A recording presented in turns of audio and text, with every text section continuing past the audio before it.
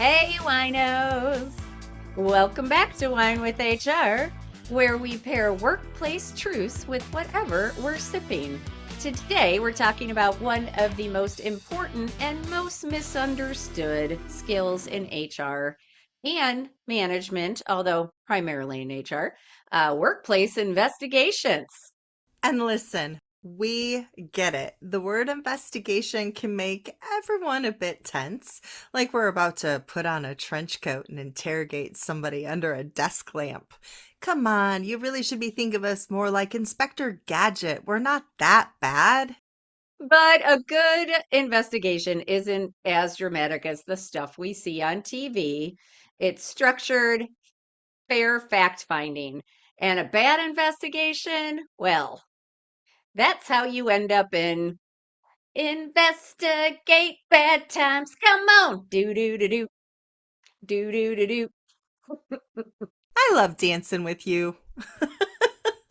So, we're going to break down why investigations matter for HR and managers and what to do when a complaint hits your desk. And the biggest mistakes we see that turn a manageable situation into a 5-alarm fire. But first, the wine. Julie, what you drinking? I am drinking a bubbly cava from Aveline or Aveline. I'm not 100% sure how to say that, but you've probably seen this one all over Instagram, Facebook, all the social media. Cameron Diaz is one of the owners. It is another one that is supposed to be, it's made with organic grapes. It's supposed to be low in sugar, et cetera, and it's free from concentrates and artificial colors. This is their sparkling rosé cava. That's quite nice. So we both know I'm not a huge sparkling fan, but every once in a while, bubbles are fun. Bubbles are always fun. I need to clarify that. Maybe not for you and your drink, but bubbles are always fun. True. Fair point. So I do like it. It's very mild. It's a little bit sweet, but not too much because we know I like dry. So yeah, so far I like it. So I wanted to focus on something a little bit different for our listeners who do not partake, but really are still interested in getting out and enjoying a summer mocktail. I'm not a big fan of the non-alcoholic wines, I will admit. So I just was like, you know what? I want to sprinkle in a few mocktails this year. So this first one that I made, I'm absolutely loving. I love the fact that when I first sat down with it, both Julie and Brenna were like, ooh, what a pretty color. It really is. It's such a fantastic kind of a peachish, kind of a little bit of a hint of red in there. Reminds me of a beautiful sunset. What it is basically cranberry juice, orange juice, lime, and ginger ale. But of course, because I am from Michigan and want a little bit of an extra kick, I didn't use like Schweppes or one of the typical ginger ales or Canada Dry. I went with, Julie, what am I doing instead? Burners. Yes, Burners. Being a Michigan gal too, it's been a while, but we do love our Burners. I tend to associate that, or I did for years, with, being sick. That's what your mom would give you when you had a tummy ache. So you'd get like Vernors and crackers. Yeah, it's probably much better in what you're having. Funny thing is for me, and that is actually why I have Vernors in the house at the moment, was because I had a cold and we used to heat it up with a little bit of lemon juice and honey, kind of like a non-alcoholic hot toddy, when we were sick. So same type of idea. Vernors is great for everything. So it's delicious, and I could just go on and on about it, but I won't. For those out there who have suggestions on mocktails, I would love to have some more, but this one is phenomenal. I'm just laughing that your parents made you a non-alcoholic version, whereas my parents gave me whiskey, honey, and lemon from the time I was about 5. So, Fair. just, But anyway. Anyway, okay, so we've done the wine. You know what time it is, Trisha? Stat time. Ba-na-na-na-na-na. Yeah, we do need a little like whatever that Yeah. music is. I don't know. We need something. We are actually going to keep this one practical and real world. So, investigations are one of the fastest ways you can build trust with your employees or completely destroy it. So, I want to share two types of investigations or trends that we're seeing right now. First of all, let's talk about frequency trends. Julie and I talk a lot about how incivility is creeping in more and more into the workplace. And so wanted to give you this. 30% of ER professionals juggle more than 26 employee issues at any given time. That one is crazy sauce. And depending on what type of environment you are in, for your smaller organization, you may only see one or two per quarter. And there's a whole reason we're talking about that stat. We'll talk about it in a little while. You may not be as accustomed really to doing those. Whereas your high volume environments, you might see 1 to 10 investigations a day. Think like healthcare, hospitality, something like that. The important part here for me, though, is definitely this idea that we're getting more and more based on incivility. Yeah, and I think that some other interesting stats are that, as you mentioned, it really depends on the company size and structure as to how many investigations you might get or how long that those might take. But the average timeline for an investigation seems to be 30 to 45 days. Now, again, that depends on the complexity. So, simple cases may take only a few days or a day, depending, while complex or sensitive cases tend to take longer. As we're going to talk about, these are not something that you want to rush. You want to be as quick as possible while being as thorough as possible. And thorough matters more than quick in this situation. You may be asking yourself why investigations matter so much. Because the investigation is the bridge between a concern that was raised by your employee and we did something reasonable about it. Without that bridge, you're guessing, reacting, and hoping you guessed right. And for our managers, this is the part that is so important. You are usually the first phone call. You are the one that your employees are most likely to reach out first, and your response is going to impact everything that happens thereafter. So if your initial response is like, yeah, okay, whatever, I'll take care of it, and you don't, then that is going to taint it for the rest of for that employee who came to you and also everybody that employee talks to. So you really are the first line of defense. If you do a good job when that employee comes to you, and as we'll talk about in just a minute, the good news is you don't have to do a whole lot. You just have to recognize that they're coming to you with a concern. You have to listen, and then you get to say, I'm going to take you over to HR. And then you kind of get to wipe your hands clean of it. So, although it can be scary, it really is so, so, so important what happens during that initial interaction when an employee comes to you with a concern.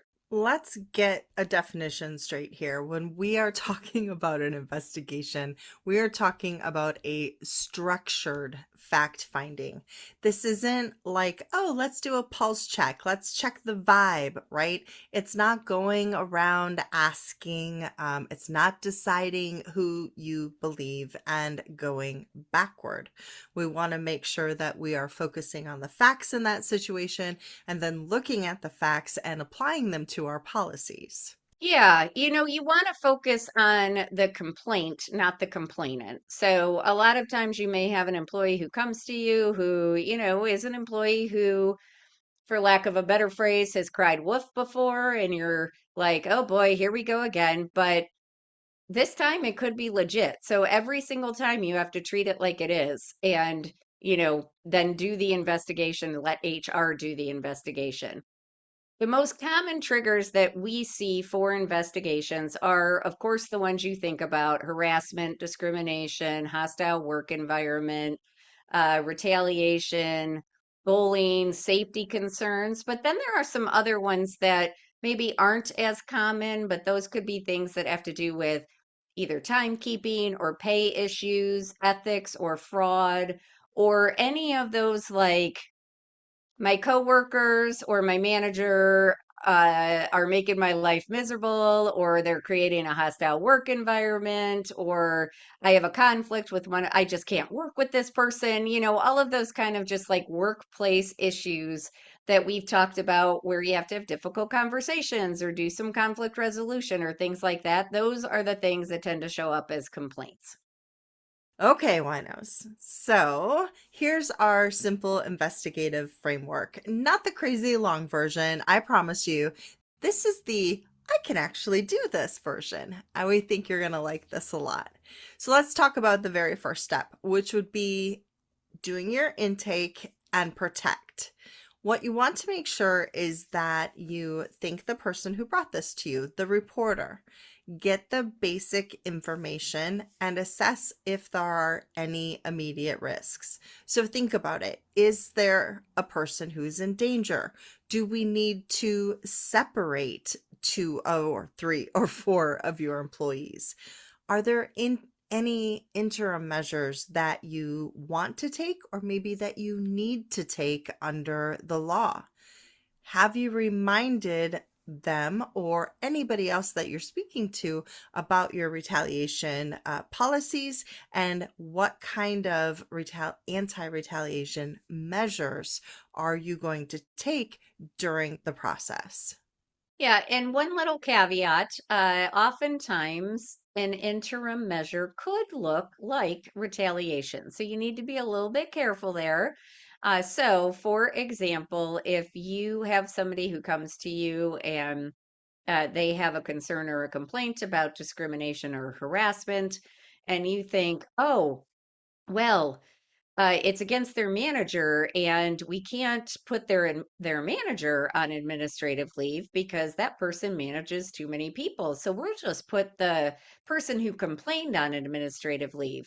Even if it is paid, that looks like retaliation. So you need to be very, very careful there. So remember, intake and protect, like Trisha just said. The second step is plan. So write down the allegations. Your job as manager, if you are the very first person they have come to, is to think of yourself as the most detailed and careful note taker on the planet. So your job is to write down everything they tell you. Then you want to go to HR with that. And you want to tell the employee that you are going to go to HR, that you also encourage them to go to HR, but you're going to report it to HR, and HR is probably going to be reaching out to them. Some of what HR is then going to do, just so you know, is they're going to pull up any relevant policy. They're going to figure out who they need to talk to, probably after they have a longer conversation with the employee who came to you with the concern. They'll think about what kind of evidence might exist. So, for our HR professionals out there, that could be things like emails, text messages, screenshots of text messages, calendar appointments, time records, video surveillance. There's so many places with video cameras nowadays. It's always a good thing to check. And even badge access if you need to check that somebody was where they said they were on a particular day. So there's all sorts of things. Obviously, Trisha and I teach 2-day courses on this. We have our very own investigation boot camp. So there's a lot of other things we could be talking about, but that's kind of high level, the types of documents that you in HR might be needing to look for, and you as a manager, just again, so you kind of have the background of what HR might be looking for, so that if you know of any relevant documents or any relevant information that might exist, you can help them out a little bit and give them a head start. Going along with what Julie just said, don't forget that all of this evidence that you gather, you somehow need to preserve it. So do not wait, right? Any of these documents that Julie just mentioned, you want to request them. If it's screenshots, get a copy of them, get those access logs before things disappear. You also want to make sure that as you're kind of aligning all of this, you start thinking about who you want to interview and in what order. So this obviously is going to be shifting more to HR at this point. Usually you as a manager would be stepping back, but there are some cases where managers may, and notice I'm saying may, be a part of this process. Typically you're going to hear HR say that they want to protect you at this point. They're going to thank you for doing everything that you've done, but they want to keep you protected from yourself, from the law, from any knowledge that you really don't want to have or need to have. So they will typically take over. If you know of any witnesses, though, that you think based on the information that were given to you, make sure that you're sharing them, those with your HR professionals, and then they will come up with the correct order. Most of the time they are going to talk to the reporter first, and then they're going to try to think about who are those key witnesses, who really has the substantive information that we want. And then finally, the subject themselves. Now, obviously, there are going to be exceptions to this. This is kind of just your basic order. But when I'm teaching the classes, I always ask everybody, okay, let's think about it. Do we run a risk? Are there people that are friends? Does someone have information that we might want to get out first? Is there risk to interviewing person A before B before C, is exactly what we're talking about here. And then finally, is there some sort of immediacy? Maybe you have a 1, 2, or 3 part issue coming. And then what I'm always focusing on is what is the one that could cause, maybe put someone in the most danger or have the biggest impact on us. We want to make sure that the immediacy is addressed and we're really taking care of those people. Yeah, everything Trisha said times two. But also, one more comment. Managers, hear me. Hear me, please. Under no circumstance should you be doing your own investigation while HR does theirs. That is a big, Never, ever, ever, ever, never. that is a big, big no no. It will get you your name on the chalkboard by Julie and Trisha. That is a big, big no no. That can create all sorts of liability and headaches and hurt the credibility of the investigation. So please, please, please do not do that. Okay, so then the next thing that HR is going to have to do after they have interviewed everybody is assess credibility. And this can sometimes feel really icky because you are making judgments about people. But that is your job as an investigator. You are the one who first-handedly heard these witnesses, heard what they told you. Hopefully, many of your interviews are either done in person or over video conference, so you got to see their facial expressions, how they answered things, and you get a sense for who you believe more than who you don't.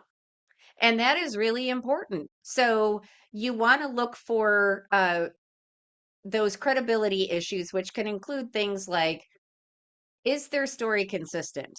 Have they been consistent every time they've spoken to you? Have you been able to corroborate anything that they have said? If not, might make their testimony a little questionable. If you have, that does give them more credence. Plausibility.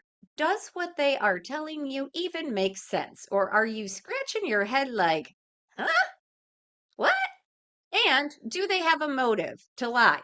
So you want to look at all of those things, not who you like or who you think is a good guy or a good gal, or, you don't want to go on gut feeling. This is not the time. This is not the time. Implicit bias can arise so easily in an investigation, and it can lead you down the wrong path. I'm sure you have all watched Law and Order or any of the cop shows where they focus on a suspect, and that's all that they look for, the evidence to confirm that it was this person because they desperately want it to be this person. That can happen in a civil investigation too, in a workplace investigation. So we want to be as objective as we can be, and that requires us to really look at these types of things: consistency, corroboration, plausibility, and motive. For our HR professionals out there, when you are talking about credibility, do me a huge favor. Make that a separate section. Don't put your credibility assessment in the fact section, right? We want to give this kind of visual indicator to the reader that we recognize this is our opinion and not facts, which is why we put it in its separate section. So just kind of a little reminder there. And then you have to decide and document. That's what we're going to call this next step: decide and document. Do you find that there is merit to this claim, or could you not find any proof? So what we're talking about are the words substantiate and unsubstantiated. I don't use them. I feel like they're legal terms. So I, as a non-practicing attorney at this point, I'm like, I couldn't prove it. I could prove it. You talk to your counsel, you use the words that are comfortable for you. But the whole point is that we're trying to say either we were able to close this and find evidence, or we weren't, or it's completely inconclusive. We have no idea. That's okay. Even if it's inconclusive, what we have to do is explain what we found and why in the absolute plainest language that you can do. Put your decision and then the why. Julie and I are always talking about the why. This is probably one of the most important whys you will ever document. Yeah, and on that note, I like to use sufficient or insufficient evidence because I feel like those are more neutral to Trisha's point about, I love that. right? Yeah, like substantiated, unsubstantiated do sound kind of legally, and they do also sound, quite frankly, pretentious. And it's hard. They're also vague. Like, what does that even mean? So I like to say there was either sufficient or insufficient evidence to support the person's claim. So I'm totally adding that to my list right as we're speaking of things that I want to say. Thank there you. you go. You're welcome. Cheers. Okay, step 7, act and follow up. So if you decided that some sort of corrective action had to be taken, make sure that that action actually happens. If you need to do training or you need to change a policy, modify a policy, create a new policy, whatever the case may be, you want to do that. I think the hardest are the cases where you aren't able to prove that something happened because you are still left with an employee who is upset about something. And if that thing that they are upset about involves the conduct of another employee, whether that be a manager or a coworker, you've still got that hanging out there. So in those cases, you may need to do an employee mediation. You may have to have a sit down with both parties. You may have to think about if you could transfer somebody, but again, be careful because if you transfer the complainant, it can look like retaliation. So, those are the situations where you really want to consult with legal counsel to get some guidance on what is going to be the best way to proceed. But don't think you can just go back to a complainant and say, there was insufficient evidence to support your claim and leave it at that because that ain't going to cut it. Bye. Peace out. Yeah, Exactly. no. Yeah, no, not gonna work. Not gonna work. Okay, so now that we've talked about the 7 steps, and of course, there are many others. You could break them down a million different ways, but this is a podcast episode, so we're keeping it kind of short and sweet. So let's talk about how investigations go off the rails. So these are the top mistakes that we tend to see. Trisha, what's the first one you want to talk about? Oh, my favorite is waiting too long or not starting at all. One of my favorites is, well, let's just wait a minute, see if this blows over, see if he or she calms down. We'll kind of tell them, "Oh, we'll check it out in a couple of weeks." That's an absolute hard no. What we typically recommend is a 24 to 48 hour start time. We could put it out to 72, but you better have a darn good reason for that 72 hours. 24 to 48 is what we typically want to see. Yes. And as you know from past episodes, it never blows over. So, there's that. So the next big one is over-promising confidentiality. So while you do want to keep the investigation as confidential as possible, and you want to keep what witnesses tell you as confidential as possible, let's be real. Because of the nature of the questions you have to ask in an investigation, it is very difficult to not kind of let the cat out of the bag. So, what I tend to tell the complainant in particular is listen, I am never going to tell anybody that you are the one who filed this complaint. But particularly if it's a small company or a small department, I will say, this is a small company, this is a small department. People are going to make assumptions and they may assume that you are the one who filed the complaint. Again, they are not going to hear that from me. But if somebody comes to you, I want you to be prepared for that fact. And I don't want you to feel blindsided like I was trying to tell you, nobody's going to be able to figure it out. Also, from the nature of the questions I have to ask to verify what you are telling me, people again are going to at least be able to figure out who is involved. There's nothing I can do about that. It's part of my job as an investigator. So, again, I don't want you to be blindsided. I want you to understand that I will keep things as confidential as possible, but I cannot guarantee confidentiality. I think that one is probably one of the most important ones that we can share. And out of all of these, there's some more fun ones though. Like, how about this? Interviewing like it's a debate.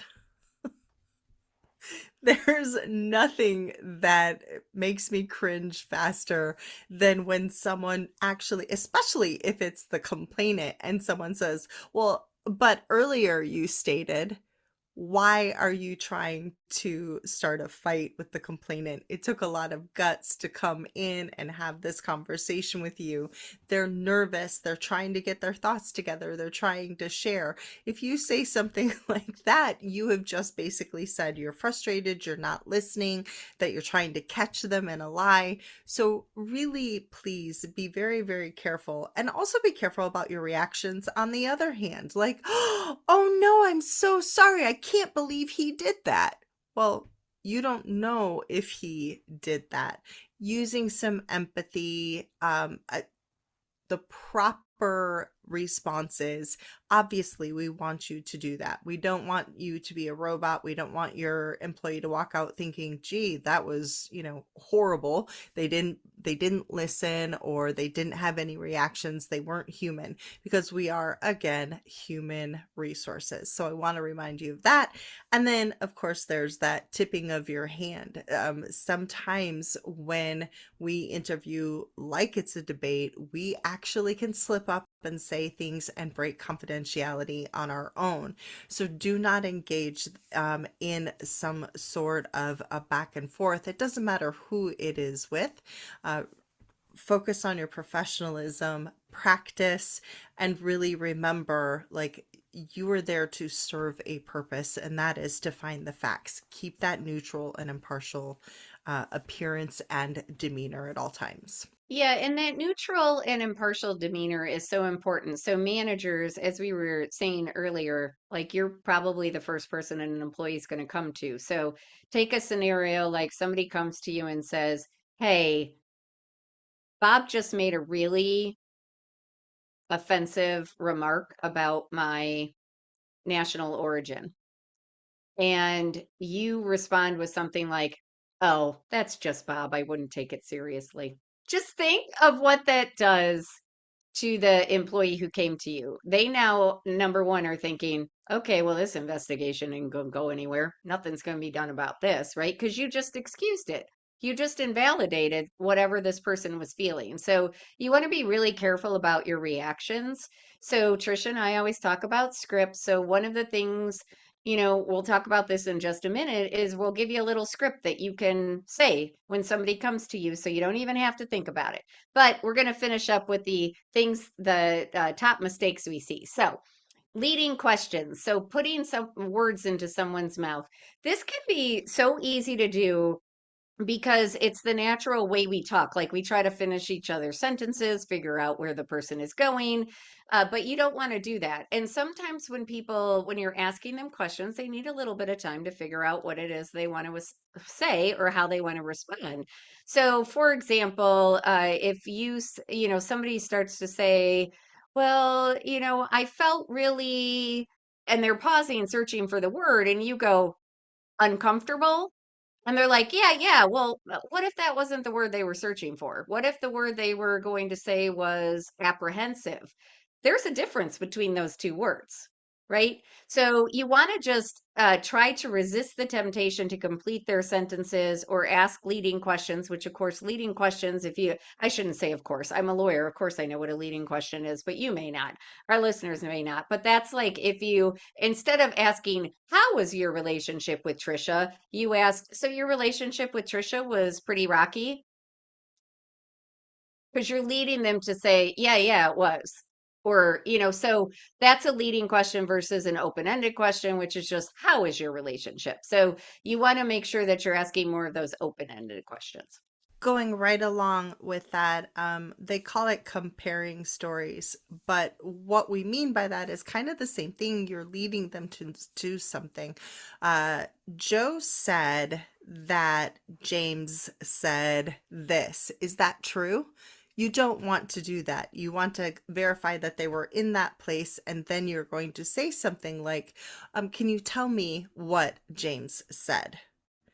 And that enough, once you have that, and then so now this person said it and Joe is your other witness who said it, that shows corroboration. You cannot show corroboration if you are comparing stories. It is not strong. It contaminates accounts, and we really want to avoid that. We want the story to come out of each individual's mouth. That is so much stronger when you have to present these facts. The next one is skipping documentation. So this happens all the time because you're busy. We get it. But you've heard me say it. If it isn't documented, it didn't happen, especially when there is a legal issue at play. So, the other big thing is nobody ever remembers anything. You think you're going to, but you won't. So, make sure that you are writing down, taking careful notes during any interviews with any witnesses, and that you are also documenting other information that comes to you throughout the course of the investigation. And then your investigative report is the final piece of documentation, which should have everything that you relied upon to come to your conclusions in that investigation. All right, now managers, the moment you've been waiting for, we're going to give you a mini playbook. So it's the what to do and the what not to do the moment someone brings you a concern. I think I'm going to tell you what you should do and leave the nots to Julie. So you want to, again, thank them. Make sure you thank them and stay neutral. I'm really glad you told me. I'm going to make sure this gets looked at. Or I'm really glad you told me. Let's go to HR. Do write down what you heard. Any dates, times, the who's, the what's, the where's, the why's. Remember those specifics. We all learned the WH and W&H questions when we were in grammar school. So really think about those, the specifics, and then make sure that you're taking those to HR. Do remind them about your anti-retaliation policy. Explain it to them if they don't know what it is. If you don't know what it is, go see your HR tomorrow and get that information so that you do know and can actually explain it so that your employee understands. And then what to do if something does change, if they feel that they are experiencing that type of policy violation. What should they do? Who should they take that to? Which, clear answer, HR. Okay, now for the don'ts. I already said this one, but I'm going to say it again. Don't investigate on your own unless somebody in your company tells you to, and that somebody should be HR. So no on the side investigations.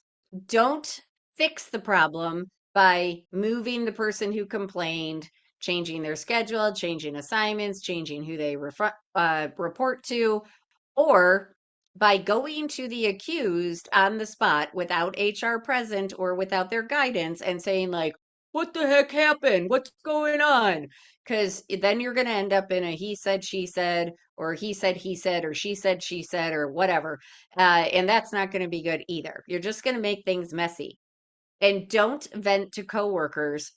Actually, just beyond venting, don't talk to coworkers about this either. Because again, we want to keep it as confidential as possible. So it needs to be on what we call a need to know basis only. So there's a very tight circle there. It should be you, HR, maybe some other decision makers like an owner or a VP or somebody in the C-suite. But we try to keep that circle as tight as we can while the investigation is pending and also afterwards. I think I want to just give them one more point as my final thought, and that really does go to that circle of trust, so to speak. You may be in that circle of trust at the beginning, and HR may end up looping you out. And that is okay. Trust me when I tell you that if they're doing that, they're not trying to micromanage you. They're not trying to exclude you purposefully, other than to protect you. They're doing that to protect you, to protect the company, to protect the employee. And so if you have a question about something as to why, ask your HR professional. Don't accuse them, but please understand that really and truly you will end up being looped out, and it is what you want us to do. I guarantee that. So your investigations do not have to be scary, but Julie and I always talk about being intentional.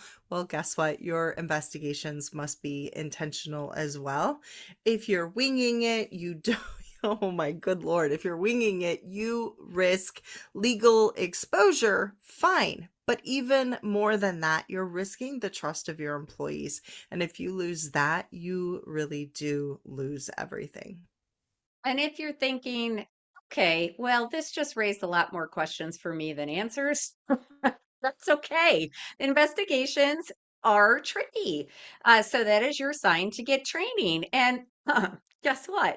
I mentioned it once already, but we have an investigation boot camp. It's a 2-day, very intensive course where we can get you up to speed and get you to be, if not a pro, better than amateur at investigations.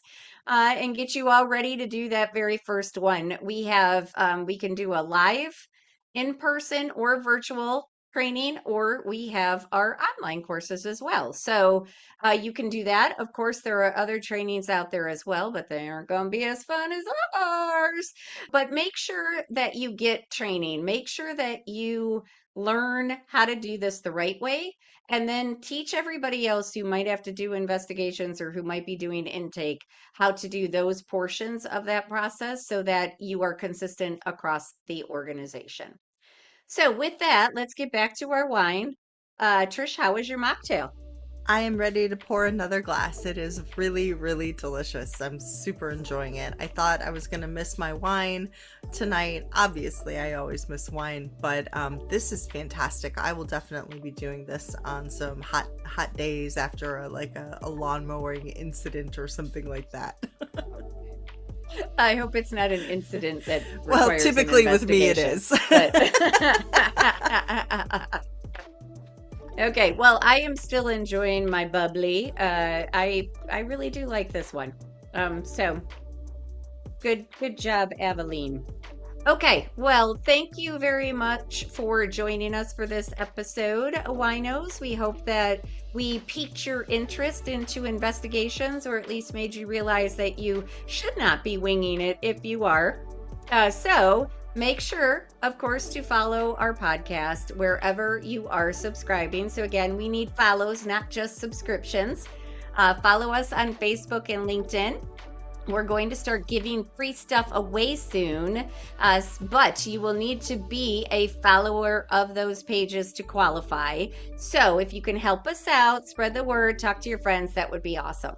If you are listening from overseas, reach out and tell us how you found us. I am dying to figure this out and what you are finding interesting. And if there's anything that you'd like to hear us talk about, please, again, let us know that as well. And as always, everyone out there, feel free to reach out at any time with recommendations. That's wine recommendations, recommendations for the mocktails, recommendations for, well, really what you want to hear us whine about. With that, cheers. Cheers.